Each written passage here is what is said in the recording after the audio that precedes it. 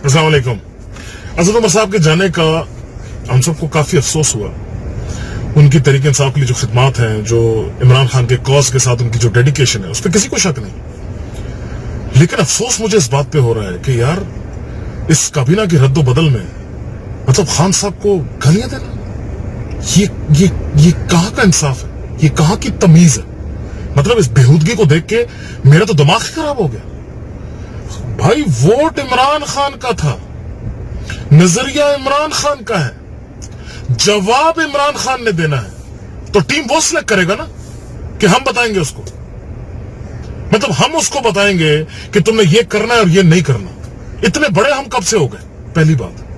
दूसरी बात ये, जो तहरीक इंसाफ का अपने आप को वर्कर कहता है, जो खान साहब की जिद्दोजहद, उसकी विजन को समझता है, वो ये बात जानता है कि खान साहब ने पॉपुलर डिसीजन कभी नहीं लिया। उसने कभी ये घबरा के वो फैसला नहीं लिया कि जी जिससे जो है अवाम खुश हो या नाराज हो। वो फैसला करता है जो वो समझता है कि सही है।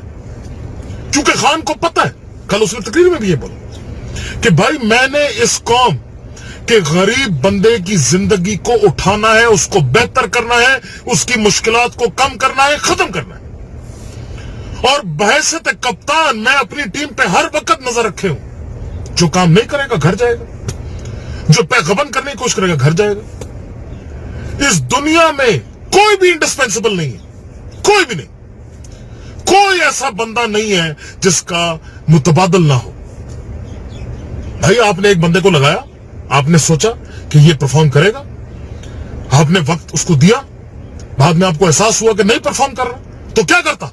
इस पटवार खाने की तरह जिस तरह वो $1 हराम खोर भगोड़े को चलाते रहे 5 साल, इस मुल्क की तबाही करके गए, क्या करता खान साहब? खान साहब भी यही करे, चल चलाए रखे सबको, भाई नाराज ना हो जाए, वोटर नाराज ना हो जाए, एमएनए नाराज ना हो जाए।